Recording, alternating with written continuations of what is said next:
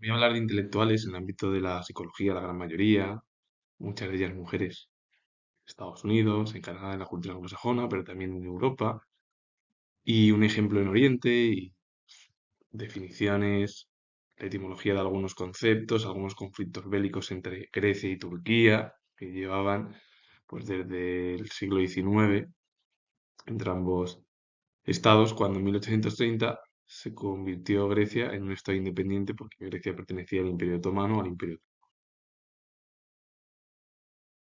El término necrofilia es la parafilia, que es el trastorno sexual caracterizado por una atracción sexual hacia los cadáveres. También puede referirse a una fijación o atracción morbosa por la muerte y todo lo relacionado con ella. Su etimología proviene del griego clásico formado por necros, que significa cadáver, muerto o muerte, y filia es amor, afinidad o atracción. Quien acuñó este término fue el psiquiatra alemán Krafft Ebing. La podología es la rama de la medicina que se dedica al estudio, el diagnóstico y el tratamiento que afectan a los pies. El podólogo es el profesional sanitario capacitado para cuidar la salud podal de, de cada persona. La etimología proviene del griego, al igual que necrofilia, formado por podo, que deriva de pous, genitivo podos, que es pie, y logía es el estudio, tratado, ciencia. El sufijo ia indica cualidad, disciplina o estudio, y se documentó en torno al siglo XIX, en 1818 en inglés, refiriéndose a la atención de los pies.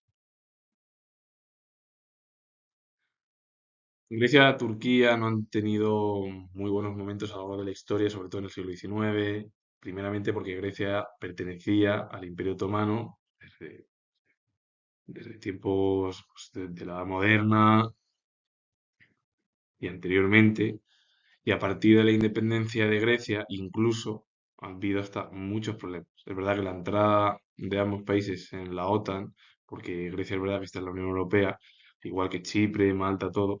El problema es que hoy en día hay mucho conflicto en esa zona. Chipre, Grecia y Turquía han tenido grandes conflictos a lo largo de la historia. La primera, o el primer conflicto que hubo fue la guerra de independencia griega, cuando el apoyo de las principales potencias europeas, la Gran Bretaña, Francia y el Imperio Ruso, apoyaron el levantamiento griego o heleno que acabó con el fin del dominio otomano en Grecia, resultando al final con el nacimiento en 1830 de un nuevo Estado y además que se produjo en ese periodo de las revoluciones de los años 20, es decir, de 1820, España, Portugal y bueno, los estados italianos, que España fue la pionera, muchos estados del sur copiaron la Constitución de 1812 y Grecia también imitó ese modelo. Y luego se puso como monarca en Grecia a Otón I, pues por parte sobre todo de las potencias británicas y francesas, sobre todo Gran Bretaña, que tenía ese control, como Estados Unidos hoy en día lo tiene, por estructura también, aunque es independiente, y era por más interés británico. La guerra greco-turco o guerra de los 30 años que se produjo a finales del siglo XIX, en 1897, fue un conflicto breve por la soberanía de Creta, donde el Imperio Otomano derrotó a Grecia, aunque esta última obtuvo ventajas diplomáticas a largo plazo. Otra de las guerras más destacadas fue la Guerra de los Balcanes, que fue el punto de inflexión, que es lo que produjo el estallido de la Primera Guerra Mundial, un conflicto donde Grecia, junto a otros aliados, luchó contra el Imperio Otomano o el Imperio Turco, permitiendo a Grecia aumentar aún más su territorio en 2/3. Y la última guerra se produjo ya después de la Primera Guerra Mundial, entre 1919 y 1922, un conflicto derivado, posterior, como he dicho yo, posterior a la Primera Guerra Mundial, donde el movimiento nacional turco, liderado por Atatürk, derrotó a Grecia finalmente, poniendo fin a la megal idea que era el sueño griego de expansión en Asia Menor y defendiendo las fronteras modernas por el Tratado de Lausana. Finalmente, lo que intentó en la última guerra de Grecia y Turquía, en esos 3 años, el objetivo era imponer esa expansión griega por Asia Menor. Finalmente no se pudo porque se defendieron las fronteras modernas por el Tratado de Lausana y al final pues, quedó todo con ese conflicto interno que luego provocó en 1974 el golpe de Estado de Chipre, que es lo que dio lugar también a la entrada de un conflicto entre Grecia y Turquía de nuevo, es decir, hace 50 años. El golpe de Estado en Chipre se produjo el 15 de julio de 1974, en una acción, además que fue una acción violenta perpetrada por la Guardia Nacional chipriota con el apoyo de la Junta Militar de Grecia, que en su momento todavía estaba la dictadura militar, la dictadura de los coroneles, hasta que en 1974 cayó. Y la organización paramilitar EOKB para derrocar al presidente legítimo, el arzobispo Macarios III. El objetivo era la enosis, la anexión de la isla a Grecia, con lo que desencadenó al final la invasión turca, pues 5 días después, que fue el 20 de julio de 1974, y la posterior invasión de la isla. El 20 de julio de 1964, Turquía inició la Operación Atila, alegando la protección de la minoría turco-chipriota y el mantenimiento del orden constitucional. La intervención turca resultó al final en la ocupación del 36% del norte de la isla de Chipre y se creó la República Turca del Norte de Chipre, ese país que es solo reconocido por Turquía nada más. Y la división de la capital. Nicosia, que es la capital de Chipre, quedó dividida en esa línea verde de la ONU y la República de Chipre, que es más con tendencias y cultura occidental. Hoy en día Chipre, si se encuentra dentro de la Unión Europea, está como un país miembro más de Europa, igual que Malta, y todo esa estructura que ha dado lugar a que esos estados, al ser cercanos en cultura, aunque sea la cultura occidental, y es verdad que la religión es diferente, porque ahí está el catolicismo, el protestantismo, todo, el anglicanismo, pues, en el ámbito griego es la ortodoxia, pero bueno, eso ya es totalmente diferente. Chipre siempre ha sido occidental y aunque ha tenido mucha relación y cercanía con Grecia, también es verdad que hay mucha tendencia también del Islam por la influencia otomana en su momento. El conflicto provocó alrededor de 160.000 refugiados greco-chipriotas en el sur y el desplazamiento de turcos-chipriotas hacia el norte, y bueno, todo lo que provocó directamente que este conflicto, después de 50 años, todavía la ONU ponga una línea verde con el objetivo de evitar cualquier tipo de mayor conflicto y que sea grande, pero que el conflicto puede reanudarse y reavivarse por parte de algunas políticas estructurales, sobre todo de religión, que pueda provocar, bueno, pues un conflicto. Y entonces, ¿cuál es la posición en su momento ahora sí que de la Unión Europea? Porque antiguamente la Unión Europea estaba formada por muy pocos países y en 1973 entró Gran Bretaña, Dinamarca y bueno, e Irlanda del Sur, o Reino Unido todo, más Irlanda en conjunto con Dinamarca. Antes había menos problemas, pero estaba la Guerra Fría y Europa tampoco tenía ese poder como Estados Unidos o la Unión Soviética. El problema hoy en día es cuál puede ser la acción si a alguien de Turquía se le ocurre, que es raro, llevar a cabo una estructura. Y Macarios III, que fue prelado ortodoxo y político chipriota, el principal impulsor de la independencia de Chipre y presidente de la República de Chipre entre 1959 y 1973, a los 13 años ingresó en un monasterio, continuó sus estudios eclesiásticos en Atenas y Boston y en 1946 fue ordenado sacerdote. 2 años más tarde, nombrado obispo de Kition y en 1950 arzobispo de Chipre. Personificó la lucha nacionalista de los chipriotas que propugnaban la incorporación a Grecia, que luego al final le vieron como muy independiente por parte de la dictadura de los coloneles y tuvieron que intervenir la dictadura de los coloneles junto con el apoyo de la Guardia Nacional Chipriota, la organización paramilitar también EOKB, y con el objetivo de imponer en la estructura. Es verdad que luego en 1900, luego volvió otra vez a la presidencia, Macarios III, y eso provocó bueno, esa estructura hasta que en 1977 pues, falleció.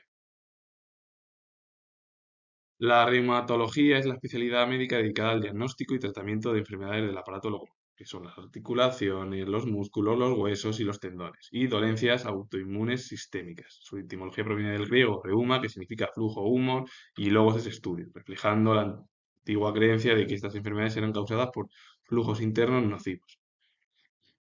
Eso es lo que se quería antiguamente. Hoy en día ya no es una especialidad médica con el objetivo de ver qué problemas tiene el aparato locomotor.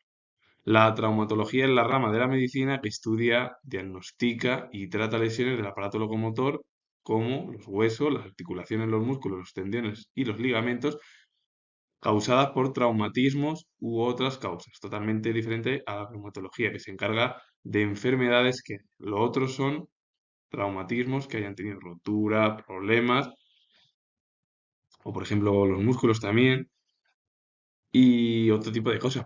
Son ciencias médicas que están dentro de la rama del aparato locomotor, pero que son muy diferentes. La etimología del término también proviene del griego como reumatología y proviene de trauma. Trauma significa herida o daño y logía es el estudio, el discurso del tratado. Son dos ramas dentro del ámbito de las ciencias biológicas. Y ahora sí voy a hablar de muchos intelectuales en la cultura anglosajona, europea, sobre todo, bueno, voy a hablar más, en mayor medida de Estados Unidos y de Canadá. También algún ejemplo en Europa y algún militar en Turquía. Audre Lorde fue escritora, feminista, activista de los derechos civiles y lesbiana afroamericana. Una de sus obras es Hermana otra de 1974. Desgraciadamente fue una mujer activista, feminista, activista por los derechos civiles, escritora. Bueno, dejó una huella importantísima en la literatura, en la escritura y en la política. Marshall Rosenberg fue psicólogo estadounidense y el creador de la comunicación no violenta, un proceso de comunicación y mediación que ayuda a las personas a intercambiar la información necesaria para resolver conflictos y diferencias de un modo pacífico. Su obra es La comunicación no violenta, el lenguaje de la compasión de 1999. Gracias al psicólogo Marshall Rosenberg, hoy en día se puede incluso llevar a cabo unas pequeñas conversaciones. Es verdad que en la década de los años 20 no es la mejor época para conversar porque a la mínima la gente salta y se enfada por todo. Y porque somos de una manera el ser humano tan compleja y complicada, pues que al final pasa las estructuras que pasan, nada más discusiones con poco fundamento y a veces estériles. Desgraciadamente es así y sobre todo en ámbitos familiares, más que en otras estructuras sociales. Pero sobre todo más es en la familia. Herbert Benson fue médico y cardiólogo estadounidense, fundador del Instituto Médico de Mente y Cuerpo del Hospital General de Massachusetts, así como director del Instituto Benson Henry, profesor académico de este ámbito en la Escuela Médica de Harvard y patrocinador del Instituto Americano del Estrés. Una de sus obras es The Relaxation Response de 1975. Un médico, un científico, cardiólogo, que dejó huella en el ámbito además de la estructura del estudio de la medicina, siendo además también docente del propio Herbert Benson. Albert Ellis fue psicoterapeuta cognitivo estadounidense. Desarrolló la terapia racional emotiva conductual a partir de 1955. Fundador y presidente emérito del Albert Ellis Institute en la ciudad de Nueva York. Y una de sus obras es Ser feliz y vencer las preocupaciones de 1999, que es todo lo que debemos de leer, igual que el anterior ejemplo de Marshall Rosenberg, que son al final psicoterapeutas y psicólogos que intentan llevar a cabo ayudas a través de los libros para que la gente podamos comprender. Por eso fue presidente emérito de ese instituto que lleva su propio nombre. H. Jackson Brown Jr. fue autor, director creativo de una empresa de publicidad y marketing y presidente estadounidense. Desde 1998 publicó numerosos libros que inspiraron a los lectores de todo el mundo y además fue traducido a 33 idiomas. Una de sus obras es El pequeño instructivo para la vida de 1996, que también, siendo él una especie de director, bueno, una especie no, fue director creativo de una empresa de marketing y publicidad con el objetivo de que podamos entender cómo podemos llevar a cabo bueno, oficios no, sino estructuras para obtener a lo mejor ingresos, ya sea como podamos verlo o queramos hacerlo lo mejor posible. Sue Johnson, bueno, en el Canadá ha habido también grandes pensadores, psicólogos que han dejado huella en la estructura del comportamiento individual, en pareja, en grupo, como en Estados Unidos. Es verdad que siempre Estados Unidos es más conocido por la influencia que ha tenido y al ser Estados Unidos una potencia importante en el mundo occidental, pues ha provocado que Canadá quede en un segundo plano. Pero Canadá también es una potencia o un estado muy importante de la cultura occidental y sobre todo de América. Sue Johnson fue psicóloga clínica estadounidense, una autoridad en el campo de la terapia de pareja y reconocida a nivel internacional. Fue galardonada con la Orden de Canadá y una de sus obras es Hold Me Tight de 2008. Nathaniel Brander fue psicoterapeuta canadiense, autor de libros de autoayuda y de numerosos artículos sobre ética y filosofía política. Una de sus obras es La psicología de la autoestima de 1969. Ha habido tantas figuras que han ayudado, por ejemplo, Sue Johnson a ser una autoridad en la terapia de pareja, reconocida mundialmente. Como Sue Johnson, Nathaniel Brander fue psicoterapeuta, pero sus libros se llevaron a cabo o lo realizó a través de la autoayuda, hablando mucho de ética, de filosofía política, pero en la estructura siempre occidental y más concretamente más en la cultura anglosajona, que es mucho más analítica que, por ejemplo, la del resto de Europa. La cultura germano-francesa es más del idealismo, que es la que tiene mayor influencia en España. Eso no quiere decir que en España haya empiristas, racionalistas o esa estructura que existió en la época del nacimiento de la filosofía, de la historia y sobre todo del arte, pero vamos, más centrado en el ámbito del pensamiento, es el racionalismo platónico y el empirismo aristotélico. Para resumirlo así, el nacimiento en Grecia y ahí se extendió y se propagó a lo largo de los siglos. Thich Nhat Hanh fue escritor, poeta, activista por la paz y monje budista zen vietnamita. Influyente maestro budista conocido por su promoción de mindfulness y el budismo comprometido. Y una de sus obras es El milagro del mindfulness de 1975, una figura que dejó huella y que, bueno, en el ámbito del pensamiento asiático, bueno, más que el pensamiento de la literatura asiática y esa unión que hay mucho en Asia y en Oriente, que es unir pensamiento, ciencias sociales con los tintes religiosos, cosa que en Europa es muy diferente. Doy un salto para atrás, he hablado de la edad contemporánea, y ahora me centro en la edad moderna europea, con importantes figuras dentro de la música y aparte de que fueron teóricos. Christoph Willibald Gluck fue teórico y compositor alemán. Su lugar destacado ocupó en la historia de la música y radicó sobre todo la reforma que llevó a cabo el género operístico de la que propugnó Richard Wagner un siglo después. Él fue el que comenzó con el ámbito de la ópera, pero quien al final lo consolidó fue Richard Wagner, que Richard Wagner es uno de los compositores músicos más destacados de la edad contemporánea europea. Hijo de un guardia forestal, fue Gluck. En 1766 el príncipe Lobowitz le tomó a su servicio en Viena. Un año después el príncipe Melzi se lo llevó a Milán, Italia, donde recibió lecciones de composición de Giovanni Battista Sammartini. Su obra es Armide de 1777, una figura, bueno, que estuvo en la corte europea. Jean-Philippe Rameau fue teórico de la música, compositor, organista, clavecinista y violinista francés. Nació en el seno de una familia de músicos, se familiarizó con los rudimentos de la práctica musical desde su más tierna infancia, es decir, ya su padre, su familia ya era músico, entonces él tenía ya que heredar eso.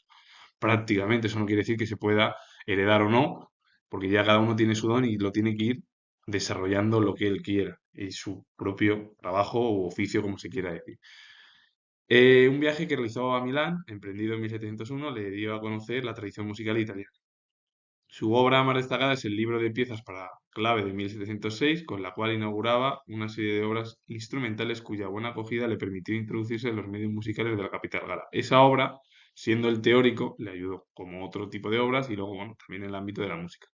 Luigi Cherubini fue pedagogo y compositor italiano. Hijo de un clavenicista, se formó como compositor al lado de Giuseppe Sarti y pronto empezó a destacar en la composición de la música sacra y escénica, los dos géneros a los cuales iba a dedicar sus mayores esfuerzos. Una de sus obras es Medea de 1797, que es la obra maestra de Luigi Cherubini, una figura que aparte de ser pedagogo, pues eso, estudió pedagogía, pensamiento. Su faceta fue la de músico como compositor. Seguramente que si comento quién fue Franklin Roosevelt, todo el mundo lo conoce porque fue presidente de Estados Unidos durante 12 años y bueno, pues tuvo los problemas de la crisis económica, el New Deal tuvo que hacerlo. Además, Franklin Roosevelt tuvo el problema de la Segunda Guerra Mundial durante, por eso, prácticamente los 5 años que duró. Luego es verdad que morir en 1945, bueno, pues, Truman fue el que siguió y dio lugar a la bomba atómica en Hiroshima, Nagasaki, el 2 de septiembre de 1945, que provocó directamente ya la capitulación nipona. Pero Eleanor Roosevelt nadie la conoce porque ella fue escritora, activista y política estadounidense. Todo el mundo la conoce porque fue la esposa de Franklin Delano Roosevelt, pero es que ella tuvo otra faceta como literaria, es decir, ella fue escritora, fue artista, activista, política aparte de ello, y que estuvo como siempre pasa en la cultura occidental, se la conoce como la dama de Roosevelt. Franklin Roosevelt porque estuvo gobernando durante 12 años en Estados Unidos. Al igual que Jacqueline Kennedy Onassis, que fue reportera gráfica del Washington Times Herald estadounidense en su juventud. Se casó en 1953 con el entonces senador, que luego se convirtió John Kennedy en presidente de Estados Unidos. En 1961 su esposo fue elegido presidente y él se convirtió, como pasa en todo, en la primera dama y se olvida la faceta artística o de un oficio que hizo Jacqueline Kennedy o Eleanor Roosevelt, por ejemplo. El 22 de noviembre de 1963 en Dallas estaba al lado de su marido cuando su propio marido lo asesinaron. Y 5 años después se casó en 1968 con el armador Aristóteles Onassis en Grecia. Falleció y ya regresó a su país, se centró en el negocio editorial y colaboró con iniciativas sociales. Es decir, que cuando ya murieron dos de sus personas, bueno, dos de sus esposos, prácticamente se dedicó durante 20 años casi a su faceta de oficio. Pero luego para que digamos que Leonor Roosevelt o Jacqueline Kennedy Onassis, no es que como se habían casado con empresarios, como Aristóteles Onassis, que fue empresario griego, o que había sido la primera dama durante 2 años de Kennedy, igual que Leonor Roosevelt, la dama, pero es que ella en una faceta en el ámbito de la literatura y de bueno, y como reporteras, por ejemplo, en el ámbito de la cultura, para que luego digamos que somos de una manera occidente, no, es que solo interesa nada más que una parte en la historia, por ejemplo, no toda. Richard von Krafft-Ebing fue el que dio lugar al término necrofilia, término de casa de los cadáveres o sentir tiempos cadáveres.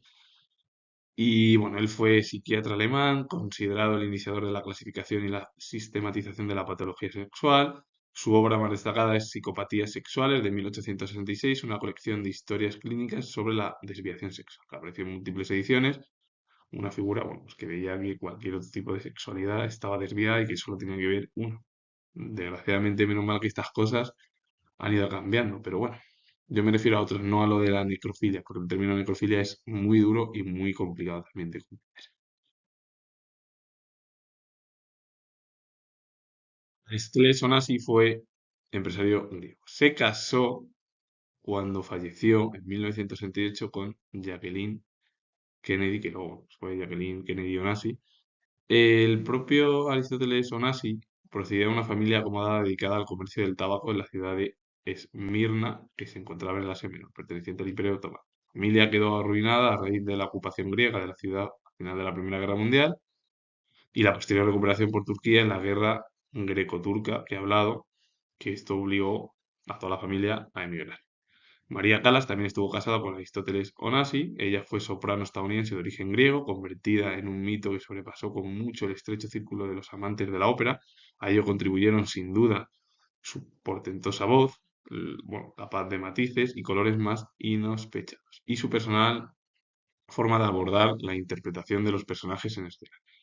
Verista, sensual y moderno, su estilo revolucionó los usos y costumbres. También ayudaron a la gestación del mito en buena medida su desdichada vida privada y su prematura muerte. Desgraciadamente, como la gran mayoría, provocaba así de su vida, pero como todo en la vida. Pero parece ser que si no tienes una vida seria, no tal, pero bueno, hay algunos artistas que la tienen, otros que no, pero yo pienso, mi opinión es que cada cual puede hacer con su vida lo que más le apetezca.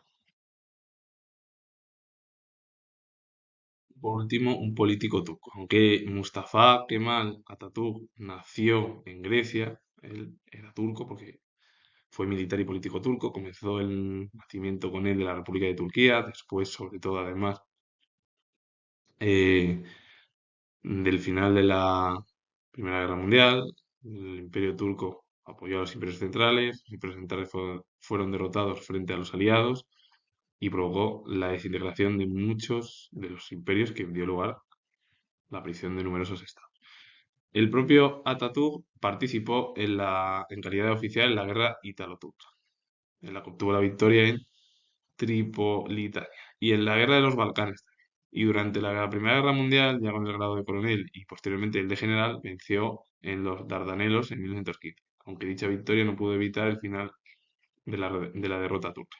Y la guerra ítalo-turca fue un conflicto que se produjo entre el Reino de Italia y el Imperio Otomano, que para un bando, sobre todo occidental, italiano, se le conoce como la Guerra de Libia y en Turquía se llama Guerra de Tripolitania. Es un conflicto entre ambos estados o países. Así que con ello finalizo, comento que soy historiador y si os gusta este vídeo con definiciones, etimología, ejemplos, algunos conflictos bélicos, darle a like, suscribiros, comentar y repito de nuevo que soy historiador y nos vemos en el próximo vídeo.